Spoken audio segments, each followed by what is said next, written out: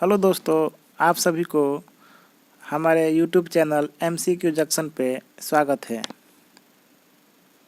तो आइए आज हम लोग अपना जनरल साइंस का MCQ सीरीज चल रहा है उसका अगला पार्ट करेंगे। तो आइए स्टार्ट करते हैं पहले क्वेश्चन से। पहला क्वेश्चन है, निम्न में से सबसे स्ट्रॉन्ग बेस है, इसमें से सबसे स्ट्रॉन्ग बेस कौन सा है? NaOH है कि KOH है कि HCl है या H2SO4 है? आंसर बताइए।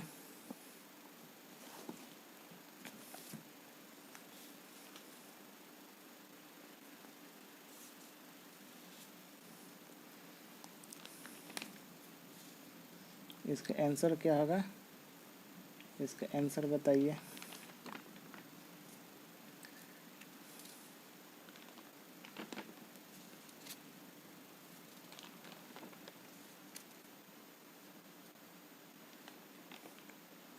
तो हम तो चलिए हम आंसर बताते हैं।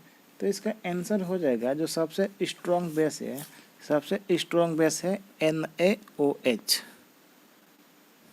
सबसे स्ट्रॉन्ग बेस कौन सा है? NaOH। ठीक, ये वाला ऑप्शन ए। तो ये सबसे स्ट्रॉन्ग बेस है, तो इसका pH मान कितना होता है? इसका pH मान 14 होता है। ठीक, KOH का pH मान कितना हो जाएगा? 12.5। ये हम लोगों का सेकेंड स्ट्रॉन्ग बेस है। ठीक,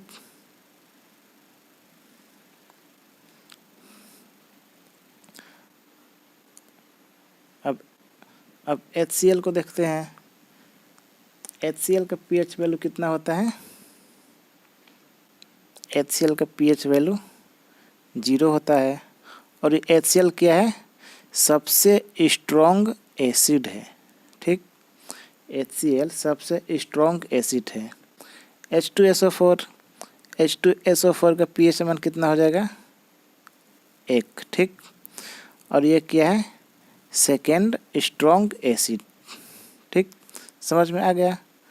तो चलिए अगला क्वेश्चन देखते हैं। अगला क्वेश्चन है, तेल का थूथा कहा जाता है? निम्न में से तेल का थूथा किसे कहा जाता है? चलिए आंसर बताइए।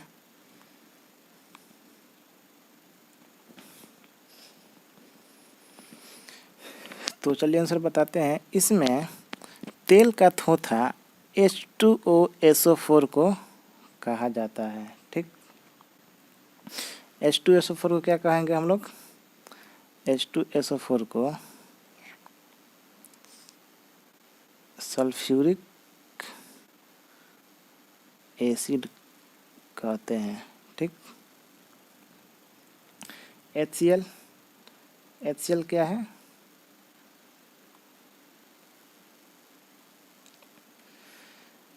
HCl muriatic acid.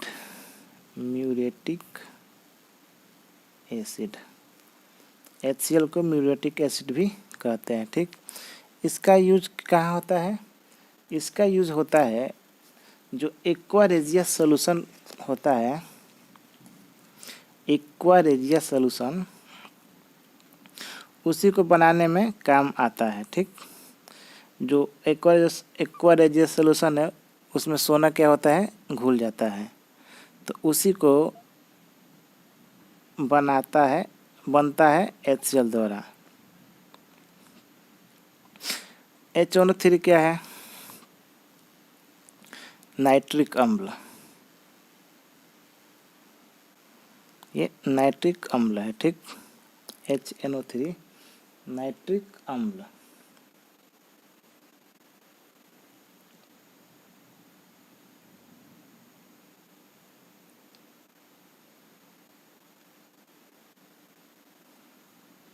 और ये भी जो अम्ल राज एक्वारेजिया होता है उसको बनाने में काम आता है।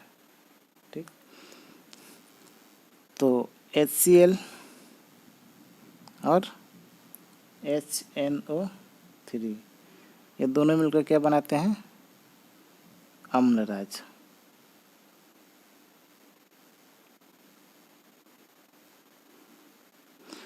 और अम्लराज में इनका अनुपात कितना होता है? तो HCl 3 अनुपात में होता है और HNO3 1 अनुपात में। ठीक, अम्लराज में HCl और HNO3 का अनुपात कितना हो जाता है? 3:1। अगला ऑप्शन है ऑक्जेलिक एसिड। ऑक्जेलिक एसिड को हम लोग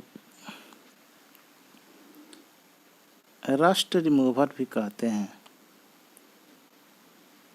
मतलब जंग की दाग इससे हटाया जाता है ऑक्जेलिक एसिड से। यह पाया कहाँ जाता है? यह टमाटर के बीज में और पालक में प्रचुर मात्रा में पाया जाता है। ठीक, नेक्स्ट क्वेश्चन है, देखिए नेक्स्ट क्वेश्चन आ ही गया कि जंग का दाग हटाने के लिए कौन सा अम्ल प्रयोग में लाया जाता है? तो इसका हम अभी बताएं कि जंग का दाग हटाने के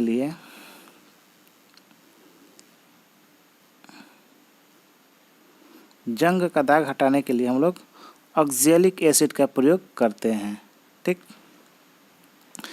तो ये लैक्टिक एसिड क्या है? लैक्टिक एसिड दही दूध में पाया जाता है। कार्बोनिक एसिड क्या है? यह इसको सॉफ्ट ड्रिंक पेयजल बनाने में इसका यूज लिया जाता है। एसिटिक एसिड क्या है? एसिटिक एसिड जो है ये कहाँ पाया जाता है? सिरका में। ठीक, एसिटिक एसिड सिरका में पाया जाता है। तो और एसिटिक एसिड का सूत्र क्या होगा? CH3COOH। ठीक, चलिए आप लोग कार्बोनिक एसिड का सूत्र हमको कमेंट में करिएगा, देखते हैं कितने लोगों को आता है। ठीक, और ऑक्जेलिक एसिड का सूत्र हो जाता है C2H2O4। ऑक्जेलिक एसिड का सूत्र क्या हो जाएगा? C2H2O4। ठीक, अगला क्वेश्चन देखते हैं। अगला क्वेश्चन है बादामी शर्करा किसे कहते हैं? इसको हम पहले ही शायद पहला ही MCQ में इसको हम बताए हैं। बादामी शर्करा क्या होता है? बादामी शर्करा जो है वो माल्टोज होता है, वो माल्टोज। बादामी शर्करा को हम लोग माल्टोज कहते हैं। ठीक, लैक्टोज क्या है? लैक्टोज के कारण दूध क्या होता है? मीठा लगता है। और लैक्टोज को ही मिल्क शुगर भी कहते हैं। लैक्टोज को हम लोग मिल्क शुगर भी कहते हैं। ठीक, ये राइबोज कहाँ होता है? ये राइबोज RNA में पाया जाता है। ठीक, और फ्रक्टोज ये फलों में पाया जाता है। ठीक, और इसे कहते हैं क्या? इसे गन्ने वाली शर्करा कहते हैं। फ्रक्टोज को गन्ने वाली शर्करा भी कहते हैं। ठीक, अगला क्वेश्चन देखते हैं।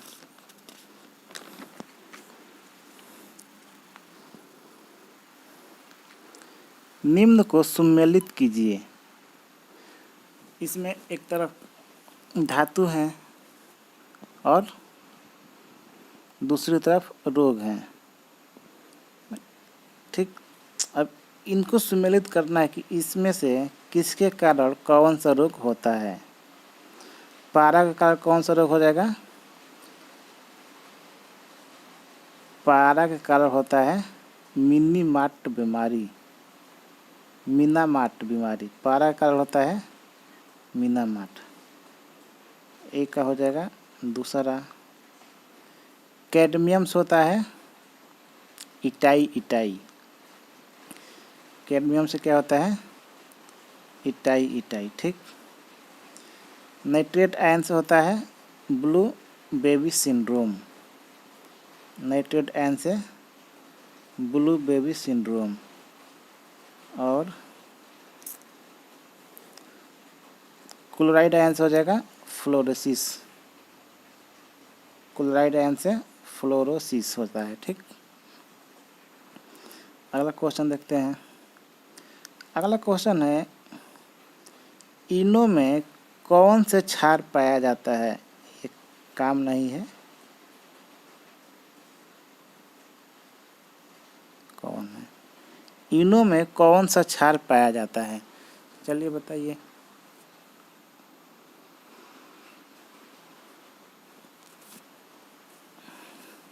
तो चलिए इसका आंसर देखते हैं। इनो में MgOH नामक क्षार पाया जाता है, ठीक। अब MgOH को कहते क्या हैं? MgOH को magnesium hydroxide,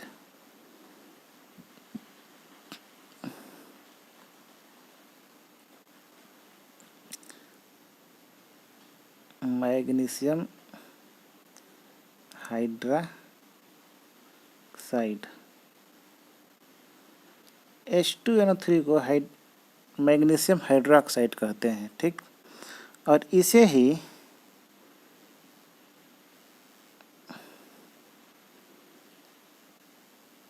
milk of magnesia के नाम से भी जानते हैं, ठीक। MgOH को ही MgOH का ट्वाइस है, MgOH का ट्वाइस को ही हम लोग मिल्क ऑफ मैग्नीशिया कहते हैं, ठीक। और इसका MgOH ट्वाइस का क्या हो जाएगा नाम?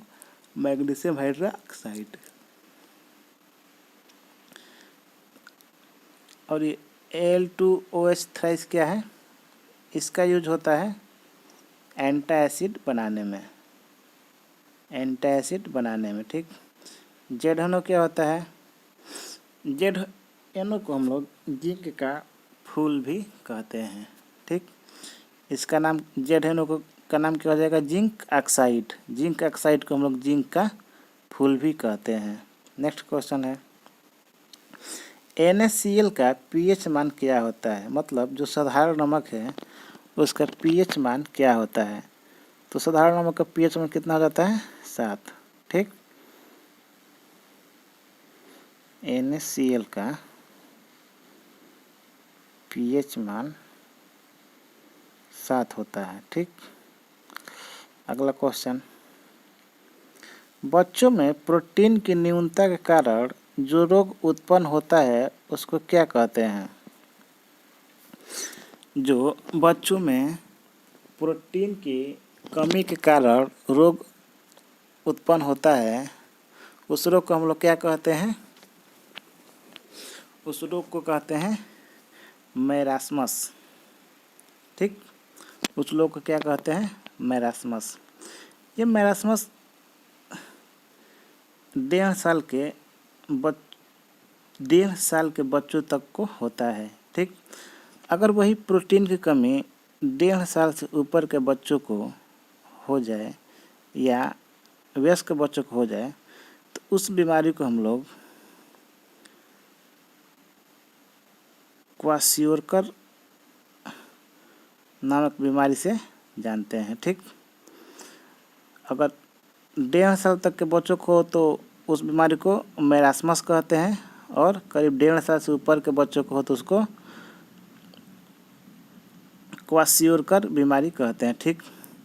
ये पेलाग्रा है, बी ऑप्शन। तो पेलाग्रा बीमारी जो है विटामिन B3 की कमी से होता है। कई जगह आपको विटामिन B5 भी देखने को मिलेगा, लेकिन ये विटामिन B3 करेक्ट है, ठीक।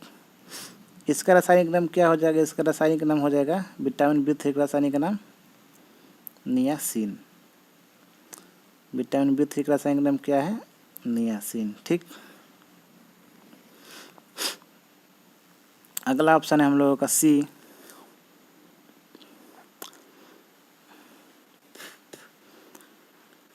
Berry berry. बेरी बेरी है जो ये ये विटामिन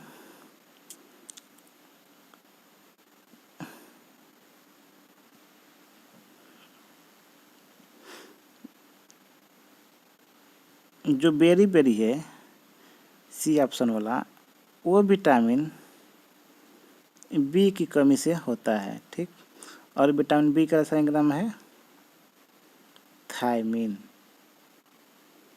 विटामिन बी का रासायनिक नाम क्या है? थायमीन। ठीक, और डी एरिकेट्स विटामिन, और सॉरी ऑप्शन डी है रिकेट्स। ये किसकी कमी से होता है? ये विटामिन डी की कमी से होता है। और विटामिन डी का रासायनिक नाम है कैल्सीफेरॉल। ठीक, विटामिन डी की कमी से रिकेट्स रोग तो होता ही है, लेकिन अगर यही रिकेट्स रोग वयस्कों में हो जाए तो उसको हम लोग दूसरे नाम से जानते हैं। उसका नाम क्या है? ऑस्टियोमेलेसिया। ऑस्टियोमेलेसिया नाम से उसको जानते हैं अगर वयस्कों में विटामिन डी की कमी हो जाती है तब। ठीक, अगला क्वेश्चन देखते हैं। रेफ्रिजरेटर में रासायनिक पदार्थों का उपयोग किया जाता है। मतलब जो फ्रिज होता है उसमें प्रशीतलक के रूप में किस रासायनिक पदार्थ का उपयोग किया जाता है? तो इसका आंसर हो जाएगा NH3। ठीक, वो भी NH3 का कौन सा? NH3 का लिक्विड NH3 को रेफ्रिजरेटर में यूज किया जाता है। ठीक, अगला क्वेश्चन देखते हैं 10वां। थायोकाल रबड़ है। जो थायोकाल है यह किस प्रकार का रबड़ है? तो थायोकाल जो है ये संश्लिष्ट प्रकार का रबड़ होता है। ठीक, अगला क्वेश्चन। जो हीरा में 4 कार्बन होते हैं वो एक दूसरे से किस प्रकार जुड़े रहते हैं? ठीक, क्वेश्चन है हीरे में 4 कार्बन एक दूसरे से अनुबद्ध होते हैं। मतलब जो हीरे में कार्बन होते हैं वो एक दूसरे से किस प्रकार जुड़े होते हैं? ठीक, तो वो एक दूसरे से टेट्राहेड्रल बॉन्ड से जुड़े होते हैं। जो हीरे में 4 कार्बन होते हैं वो एक दूसरे से टेट्राहेड्रल बॉन्ड से जुड़े होते हैं। ठीक, नेक्स्ट क्वेश्चन। हमारे मस्तिष्क को नमी प्रदान करता है। बहुत ही अच्छा क्वेश्चन है। जो हमारा मस्तिष्क होता है उसको नमी कौन प्रदान करता है? ऑप्शन है ड्यूरमेटर, एरेक्नाइट, पायनाइटर, सेरिब्रोस्पाइनल। इसमें से कौन आंसर होगा? तो आपको बता देते हैं कि इसका आंसर हो जाएगा सेरिब्रोस्पाइनल। ये है क्या? ये एक प्रकार का द्रव है। ठीक, जो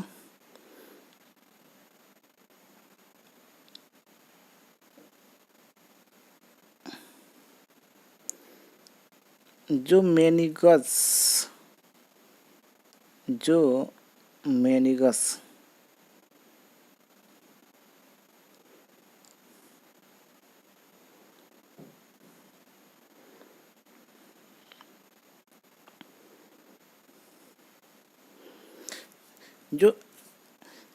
सेरिब्रोस्पाइनल एक प्रकार का द्रव है जो मेनिगस के बीच में भरा होता है। अब ये मेनिगस क्या है? तो ये जो 3 ऑप्शन है ये हमारे मस्तिष्क के 3 परत होते हैं। ठीक, यही परत मिलकर एक क्या बनाते हैं? मेनिगस बनाते हैं। और इन्हीं परतों के बीच ये सेरिब्रोस्पाइनल द्रव भरा होता है जो हमारे मस्तिष्क को नमी प्रदान करता है। ठीक, अगला क्वेश्चन देखते हैं। मानव किसके द्वारा ठंडा गर्म का महसूस करता है? ठीक, इसका आंसर देखते हैं। मानव किसके द्वारा ठंडा और गर्म का महसूस करता है? तो इसका ऑप्शन से हाइपोथैलेमस, थैलेमस, पश्च मस्तिष्क, सेरिब्रम। तो बताइए इसका ऑप्शन कौन सा होगा? तो चलिए इसका आंसर बताते हैं। इसका आंसर हो जाएगा हाइपोथैलेमस। इसी हाइपोथैलेमस के मदद से आदमी गर्म और ठंडा का महसूस करता है। इसी हाइपोथैलेमस की मदद से और क्या क्या महसूस होता है? Love, hate, pain, hunger, hungry, thirst, मतलब भूख, प्यास, दर्द, दुख, प्यार, सभी का अनुभव हम लोगों को हाइपोथैलेमस से ही होता है। ठीक, नेक्स्ट क्वेश्चन देखते हैं। नेक्स्ट क्वेश्चन है लाल दवा कहते हैं। इनमें से लाल दवा किसे कहते हैं? KMNO4 को कहते हैं, KNO3 को कहते हैं, कि KOH को कहते हैं, कि इनमें से किसी को नहीं कहते हैं। ठीक, तो हम लोग लाल दवा KMNO4 को कहते हैं। ठीक, इसका नाम क्या हो जाएगा? Potassium permanganate. पोटेशियम परमैंगनेट को हम लोग लाल दवा कहते हैं। इसका यूज़, पोटेशियम परमैंगनेट का यूज कुएं की सफाई के लिए भी किया जाता है। ठीक, KNO3 क्या है? Potassium nitrate. इसका उपयोग कहाँ किया जाता है? बारूद, गन पाउडर और विस्फोटक इत्यादि बनाने में। NaOH क्या है? NaOH जो है ये सोडियम हाइड्रोक्साइड होता है। ठीक, सोडियम हाइड्रोक्साइड, और इसी को हम लोग क्या कहते हैं? Caustic soda. NaOH को हम लोग कास्टिक सोडा भी कहते हैं। ठीक, अगला क्वेश्चन, जो छाया में उगने वाले पौधे होते हैं वो किस कैटेगरी में आते हैं? ठीक, छाया में उगने वाले पौधे आते हैं हेलोफाइट, ज़ेरोफाइट, लिथोफाइट की स्कियोफाइट के अंतर्गत आते हैं। ठीक, तो इसका आंसर हो जाएगा, जो छाया में उगने वाले पौधे होते हैं वो स्कियोफाइट के अंतर्गत आते हैं। जैसे मनी प्लांट है, इसका एग्जाम्पल हो जाएगा मनी प्लांट। ये छाया में उगने वाला पौधा है, तो ये किस प्रकार का पौधा है, किस भाग का पौधा है, मतलब किस श्रेणी का पौधा है ये? तो इस स्कियोफाइट श्रेणी का ये पौधा है। ठीक, लिथोफाइट श्रेणी का लिथोफाइट क्या है? जो पत्थरों के ऊपर उगते हैं, ऐसे पौधे जो पत्थरों के ऊपर उगते हैं। ठीक, उसे वो लिथोफाइट के अंतर्गत आता है। जैसे काई होता है, ये लिथोफाइट होता है। ज़ेरोफाइट क्या होता है? जो रेगिस्तान में जो रेगिस्तान में पौधे उगते हैं वो ज़ेरोफाइट के अंतर्गत आते हैं। ठीक, इसका एग्जाम्पल हो जाएगा नागफनी। इसका एग्जाम्पल नागफनी हो जाएगा। हेलोफाइट, हेलोफाइट जो है ये इसमें इस प्रकार के पौधे आते हैं जो साल्ट सॉइल पे उगते हैं। साल्ट सॉइल पे जो पौधे उगते हैं वो हेलोफाइट के अंतर्गत आते हैं। ठीक, नेक्स्ट क्वेश्चन देखते हैं। बर्थ हार्मोन है, इनमें से किसको बर्थ हार्मोन कहते हैं? चलिए बताइए।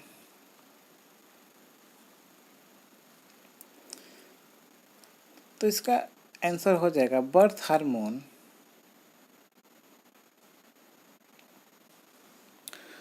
ऑक्सीटोसिन हार्मोन को कहते हैं। ठीक, ये एडीएच हार्मोन को क्या कहते हैं? ये एडीएच हार्मोन क्या होता है? ये हमारे यूरिन में मतलब मूत्र में वाटर लेवल को कंट्रोल करता है। ठीक, हमारे यूरिन या मूत्र में वाटर अमाउंट या पानी की मात्रा को एडीएच हार्मोन कंट्रोल करता है। ग्रोथ हार्मोन क्या करता है सर? ग्रोथ हार्मोन जो है वो हमारे शरीर की वृद्धि और विकास करता है।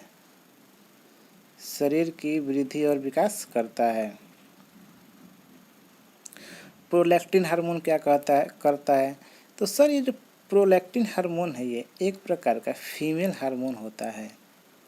ये फीमेल हार्मोन है। ठीक, यह क्या करता है? जो स्तन ग्रंथियां होती है उसको दुग्ध उत्पादन के लिए क्या करता है? उत्तेजित करता है। दुग्ध उत्पादन के लिए उत्तेजित करता है। कौन सी ग्रंथि?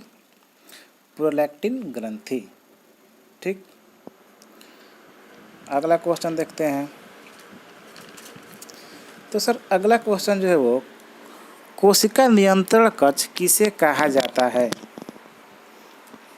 जो कोशिका नियंत्रण कक्ष है वो किसे कहा जाता है? तो चलिए इसका आंसर बताइए।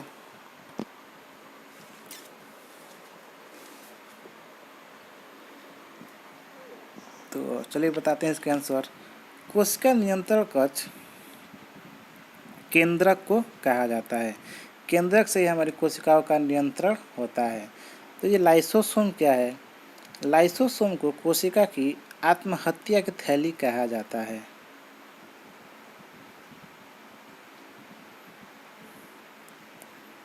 आत्महत्या की थैली कहा जाता है। किसकी?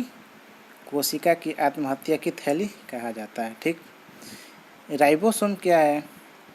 राइबोसोम जो है ये अमीनो अम्ल का चयन कराता है। ठीक, माइटोकॉन्ड्रिया क्या है? माइटोकॉन्ड्रिया को हम लोग कोशिका का ऊर्जा गृह कहते हैं। ठीक, सेल ऑफ पावर हाउस कहते हैं। ठीक, अगला क्वेश्चन है 18। प्रोकैरियोटिक जीव होते हैं, मतलब प्रोकैरियोटिक जीव कैसे होते हैं? उनमें केंद्रक विकसित होता है या केंद्रक अविकसित होता है कि उनमें केंद्रक ही नहीं होता है? तो ये किस प्रकार के जीव हैं? तो प्रोकैरियोटिक जीव के केंद्रक जो वो अविकसित होते हैं। ठीक, और विकसित किसके होते हैं? यूकैरियोटिक जीव की।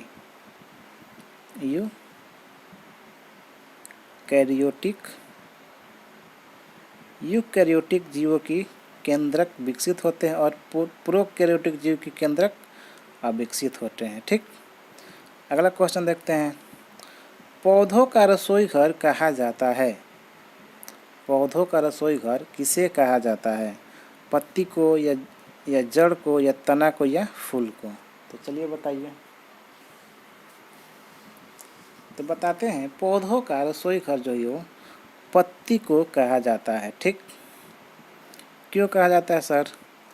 क्योंकि यह प्रकाश संश्लेषण करती है और पौधों के लिए भोजन बनाती है। तो सर जड़ क्या करती है? जड़ जो है पोषक और पानी को, पोषक तत्व और पानी को मिट्टी से क्या करती है? अवशोषित करके तना के माध्यम से ऊपर तक पहुंचाती है। ठीक, नेक्स्ट क्वेश्चन है। कौन सा हार्मोन फलों को पकाता है?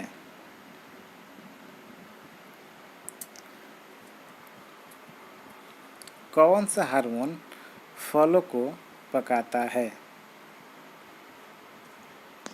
तो चलिए इसका आंसर बताइए कि कौन सा हार्मोन फलों को पकाता है?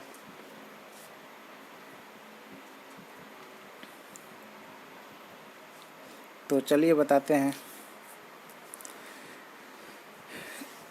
आंसर इसके बताते हैं। जो इथाइलिन हार्मोन होता है, ये इथाइलिन हार्मोन वही क्या करता है, फलों को पकाता है। ठीक, इथाइलिन हार्मोन क्या करता है, फलों को पकाता है।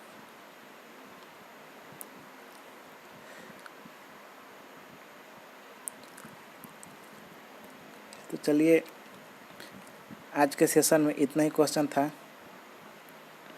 तो अगर आप लोगों को हमारी वीडियो अच्छा लगता हो तो हमारी वीडियो को लाइक करिए, अपने दोस्तों को शेयर करिए और हमारी वीडियो को सब्सक्राइब भी करिए। हम इसी तरह आप लोगों को जनरल साइंस का MCQ लाते रहेंगे। ठीक,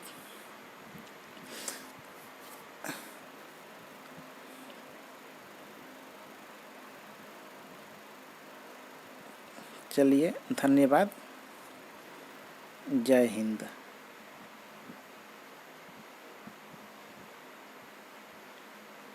अब मिलेंगे कल अगले सेशन में, जो हम लोगों का MCQ पार्ट 5 होगा। ठीक, बाय बाय।